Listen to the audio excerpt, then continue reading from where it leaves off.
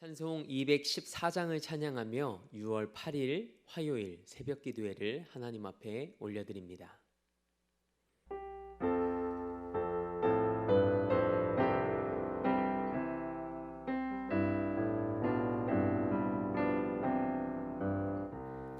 나 주의 도움 받고자 주 예수님께 빕니다. 그 구원 허락하시사 날 받아주소서. 내 모습 이대로 주 받아주소서. 날 위해 돌아가신 주 날 받아주소서. 긴 죄에 빠져 영축이 날 위해 피 흘렸으니 주 형상대로 빚으사 날 받아주소서. 내 모습 이대로 주 받아주소서. 날 위해 돌아가신 주 날 받아주소서. 내 힘과 결심 약하여 늘 깨어지기 쉬우니 주 이름으로 구원해 날 받아주소서. 내 모습 이대로 주 받아주소서. 날 위해 돌아가신 주 날 받아주소서. 내 주님 서신 발 앞에 나 엎드렸으니 그 크신 역사 이루게 날 받아주소서. 내 모습 이대로 주 받아주소서. 날 위해 돌아가신 주 날 받아주소서. 아멘. 사도신경으로 우리의 신앙을 고백합니다. 나는 전능하신 아버지 하나님 천지의 창조주를 믿습니다. 나는 그의 유일하신 아들 우리 주 예수 그리스도를 믿습니다.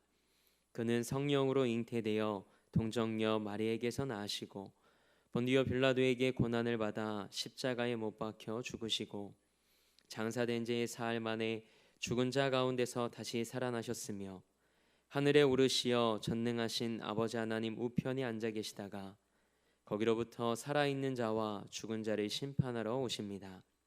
나는 성령을 믿으며 거룩한 공교회와 성도의 교제와 죄를 용서받는 것과 몸의 부활과 영생을 믿습니다. 아멘.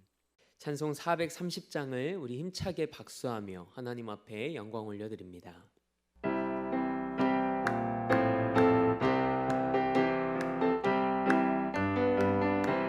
주와 같이 길 가는 것 즐거운 일 아닌가. 우리 주님 걸어가신 발자취를 밟겠네. 한 걸음 주 예수와 함께 날마다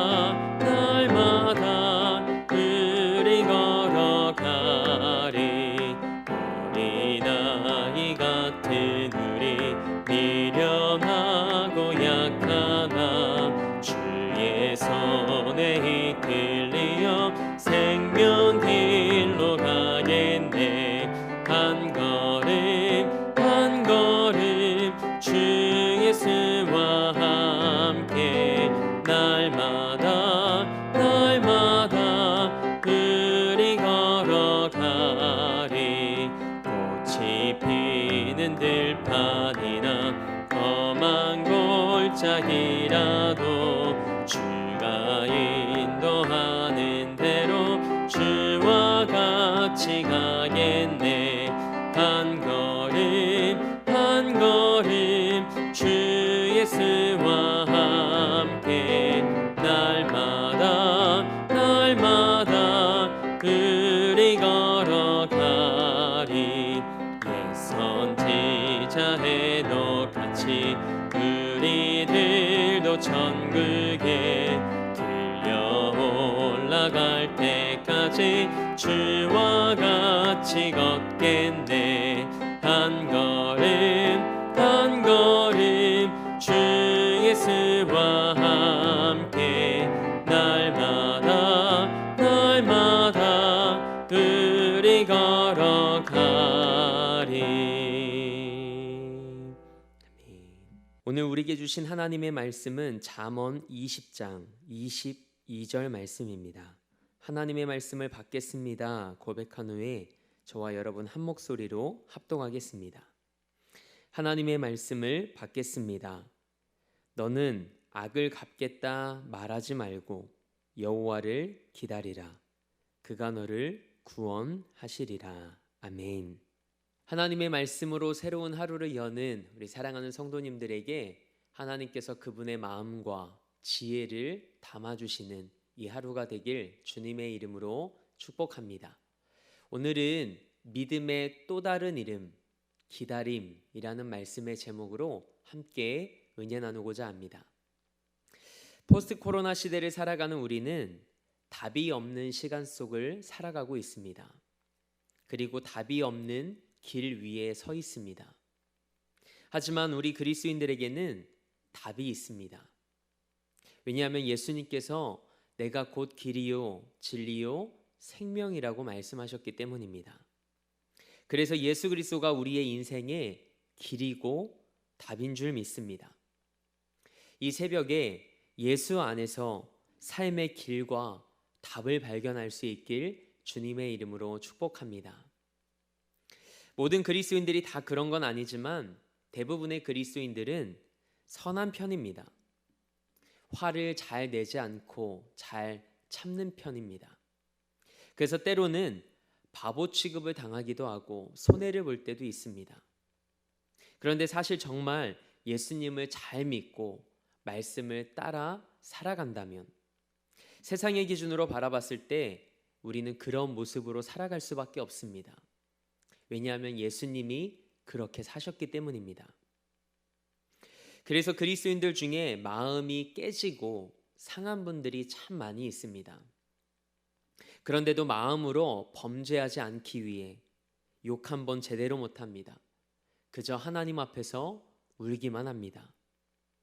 어쩌다 한번 폭발하게 되면 용서하고 사랑해야 함을 알지만 때로는 어떻게 갚아줘야 하나 라는 마음으로 속이 부글거릴 때도 있죠.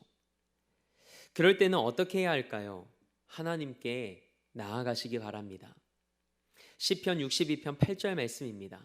백성들아 시시로 그를 의지하고 그의 앞에 마음을 토하라. 하나님은 우리의 피난처시로다. 아멘. 하나님을 피난처 삼고 때때로 하나님을 의지하며 하나님께 우리의 마음을 토하라고 성경은 말합니다. 물에 젖은 휴지 같은 내 마음을 그대로 하나님 앞에 가지고 나가서 하나님, 제 마음이 이렇습니다. 엉망진창입니다. 그 사람이 너무 밉습니다. 용서하기 힘듭니다. 제 마음이 너무 상하고 아파서 제게는 그 사람을 품을 수 있는 힘이 없습니다. 하나님께 토해내는 거죠.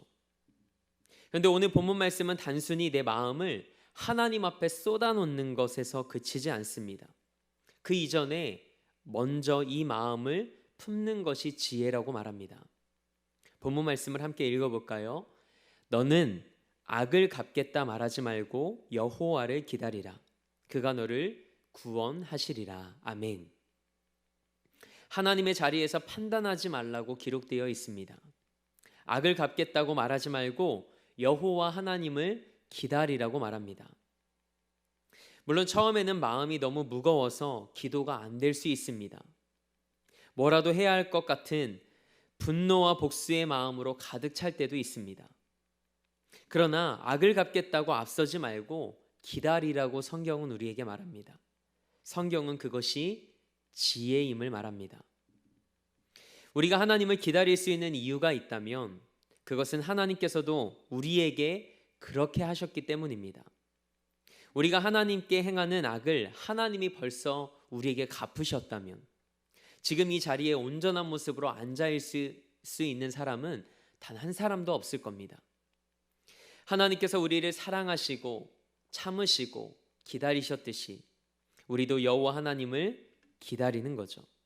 하나님이 대신 보응해 주시겠답니다. 그리고 우리에게 인내가 필요한 것은 하나님의 생각과 우리의 생각이 다르기 때문입니다. 우리는 그것을 인정해야 합니다. 우리가 하나님의 때와 하나님의 방법을 다 이해할 수는 없습니다. 그럴 때 우리에게 필요한 것이 바로 믿음입니다. 하나님 아버지가 반드시 가장 좋은 길로 우리의 삶을 인도해 주시고 하나님의 때에 하나님의 방법대로 이루실 것을 믿는 것이죠. 우리가 할 수 있는 것이 있다면 하나님의 신실하심을 믿고 하나님의 약속이 이루어질 때까지 인내하며 기다리는 것입니다. 저는 여러분과 제가 잘 기다리는 사람이 되길 원합니다. 한번 따라해 보시겠습니까? 기다리기 대장이 됩시다. 바로 그 사람이 믿음의 사람입니다. 왜냐하면 기다림은 믿음의 또 다른 이름이기 때문입니다. 하나님을 신뢰하기에 기다릴 수 있는 것이죠. 그리스도인은 세상과 다른 방법으로 사는 자들입니다. 악의 문제에 있어서도 마찬가지입니다. 그래서 성경은 악을 악으로 이기라고 말하지 않습니다. 악에게 지지 말고 선으로 악을 이기라. 아멘. 그래서 하나님께 맡기라고 성경은 말합니다. 그럼 하나님께서 때에 맞게 보응해 주신답니다. 예레미야 51장 56절 말씀입니다. 여호와는 보복의 하나님이시니 반드시 보응하시리로다. 아멘. 말씀으로 약속하신 하나님을 신뢰하십시오. 그것이 우리가 지혜로 사는 길입니다. 만약에 여러분의 형제가 여러분의 입을 틀어막더니 검은 차에 싣고 가서 다른 나라의 노예로 여러분을 팔았다면 어떤 마음이 드실 것 같습니까? 아무리 기도해도 혹독한 노예 생활은 끝날 줄 모르고 그렇게 1년, 2년, 3년의 시간이 흘러갑니다. 죄를 짓지 않으려다가 억울하게 감옥까지 가게 됩니다. 누구의 이야기일까요? 창세기에 기록된 요셉의 이야기입니다. 저는 오늘 본문 말씀을 묵상하다가 요셉이 떠올랐습니다. 말로 설명할 수 없는 하나님의 구원 계획 속에 상처투성이인 요셉이 하나님의 은혜로 애굽의 총리가 됩니다. 그러다 어느 날 긴 흉년에 곡식을 구하러 애굽에 온 형들을 요셉이 만나게 됩니다. 자신의 정체를 밝히지 않은 채 형들과 대면할 때마다 몇 번이나 울음을 참는 장면이 성경에 기록되어 있는지 모릅니다. 숨을 죽인 채 울고 얼굴을 씻고 나옵니다. 또 얼굴을 씻고 나옵니다. 요셉의 마음이 얼마나 힘들고 괴로웠는지를 보여주는 장면입니다. 하지만 요셉은 복수를 선택하지 않고 오히려 형들을 용서합니다. 온 세상의 주인이 하나님이시고 가족들보다 자신을 먼저 애굽에 보내신 분이 하나님이심을 인정했기 때문입니다. 그런데 아버지 야곱이 죽자 요셉의 형들은 두려워하기 시작합니다. 아버지 때문에 요셉이 참았던 거지 이제는 아버지가 돌아가셨으니까 분명히 요셉이 우리에게 복수할 거야. 그런데 요셉의 대답이 놀랍습니다. 창세기 50장 19절에서 21절 말씀입니다. 요셉이 그들에게 이르되 두려워하지 마소서. 내가 하나님을 대신하리이까. 당신들은 나를 해하려 하였으나 하나님은 그것을 선으로 바꾸사 오늘과 같이 많은 백성의 생명을 구원하게 하려 하셨나니 당신들은 두려워하지 마소서. 내가 당신들과 당신들의 자녀를 기르리이다 하고 그들을 간곡한 말로 위로하였더라. 아멘. 오히려 형들을 위로합니다. 하나님께서 우리 안에 요셉과 같은 마음을 허락해 주시길 소망합니다.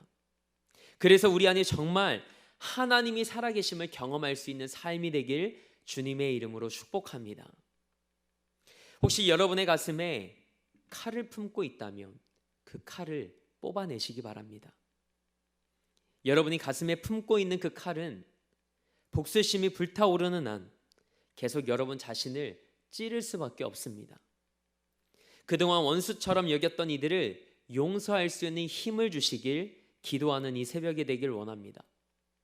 배우자를 용서하기로 수십 번 결심해도 용서할 힘이 없다면 용서할 힘이 내게 없음을 인정하십시오.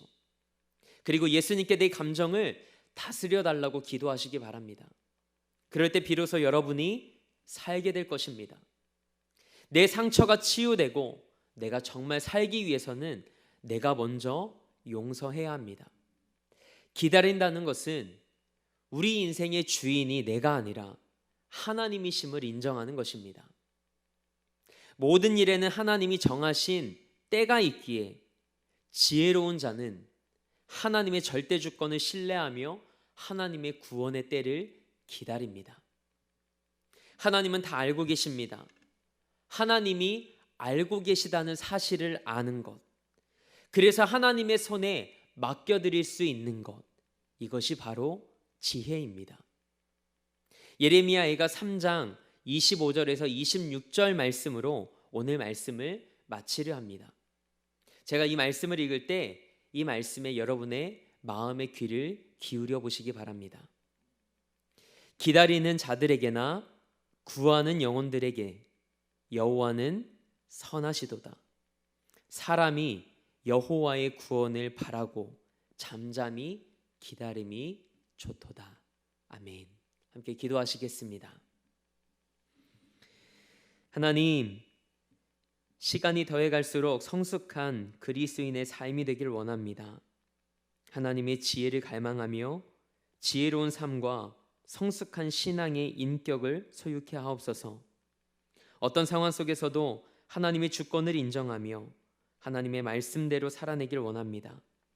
하나님이 선하심을 알기에 섣불리 내 의지로 먼저 움직이지 않게 하시고 기다리며 하나님의 구원을 잠잠히 바라볼 수 있는 믿음이라는 힘을 허락하여 주옵소서.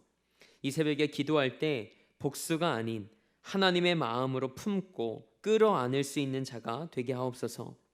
용서할 수 없을 것 같은 이들을 위해 기도할 수 있는 힘을 주시고 용서할 수 있는 용기를 허락하옵소서. 그래서 하나님께서 우리를 품으셨듯이 우리도 모든 이들을 품고 사랑하며 예수님의 삶의 흔적을 따라 살게 하옵소서. 오늘도 삶의 자리를 성전 삼아 미디어 예배로 이 하루를 시작합니다. 오늘 하루도 말씀을 통해 허락하신 지혜로 세상을 이기고 승리하는 진짜 믿음의 삶을 살아가게 하옵소서. 그렇게 일하실 하나님을 기대하며 우리 삶의 목적 되시고 이유 되신 우리 주 예수 그리스도의 이름으로 기도합니다. 아멘. 하늘에 계신 우리 아버지, 아버지의 이름을 거룩하게 하시며 아버지의 나라가 오게 하시며 아버지의 뜻이 하늘에서와 같이 땅에서도 이루어지게 하소서. 오늘 우리에게 일용할 양식을 주시고 우리가 우리에게 잘못한 사람을 용서하여 준 것 같이 우리 죄를 용서하여 주시고 우리를 시험에 빠지지 않게 하시고 악에서 구하소서. 나라와 권능과 영광이 영원히 아버지의 것입니다. 아멘.